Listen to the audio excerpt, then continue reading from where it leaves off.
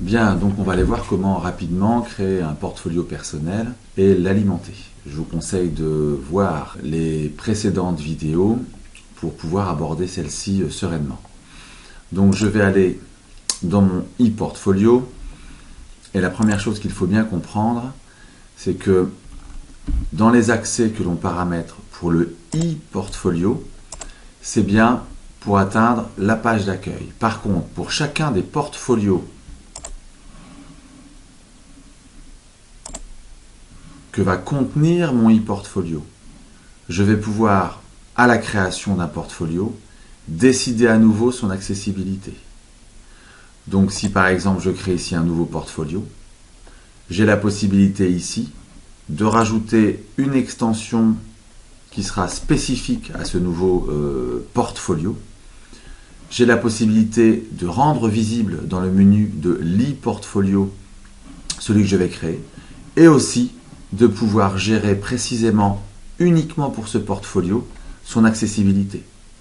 Donc je résume, il y a une accessibilité pour le e-portfolio qui est une sorte de convergence donc du blog, des portfolios et du CV.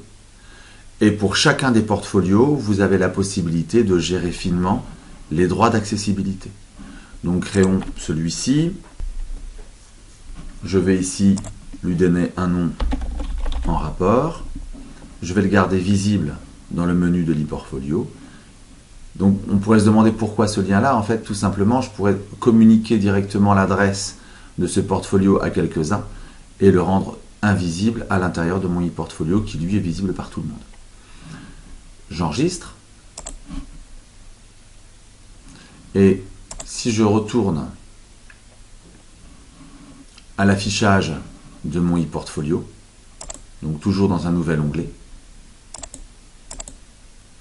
je vais voir ici apparaître ce nouveau portfolio photo. Et si je clique dessus, je vais voir ici la description de mon portfolio photo et évidemment tout ce que j'aurais pu rajouter derrière. Retournons dans nos portfolios. Donc dans mon portfolio, j'ai bien un portfolio HDA dont on reparlera et ce fameux portfolio photo.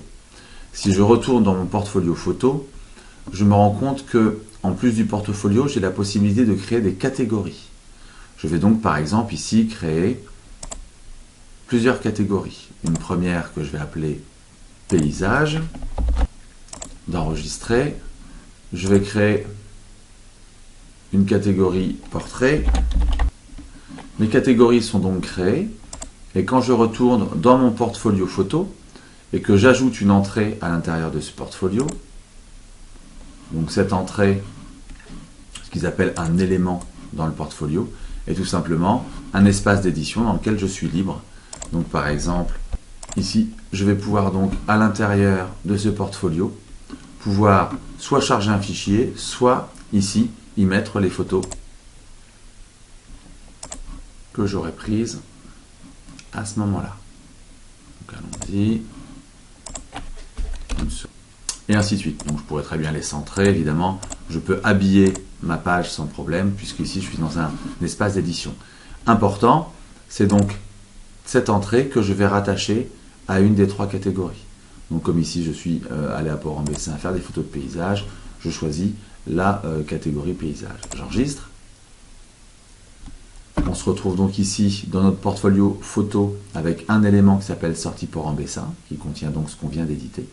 Et si je retourne à mon portfolio, je vois qu'ici, dans le portfolio photo, j'ai donc trois catégories. Évidemment, la catégorie portrait ne contient rien, celle de sport ne contient rien, mais par contre, celle concernant les paysages va contenir ma sortie Port-en-Bessin avec mes documents. Donc, si jamais je veux rajouter deux entrées, donc j'imagine deux sorties paysages, faisons-le. Donc je retourne ici, sortie Port-en-Bessin. À nouveau, dans la catégorie paysage, j'enregistre. J'ai donc bien ici deux éléments à l'intérieur du portfolio photo. Je retourne à mon portfolio, j'aurais pu l'afficher.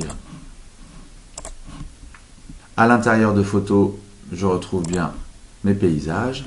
Et à la façon d'un blog, je vais avoir les entrées de mon portfolio qui vont simplement s'afficher les unes par-dessus les autres.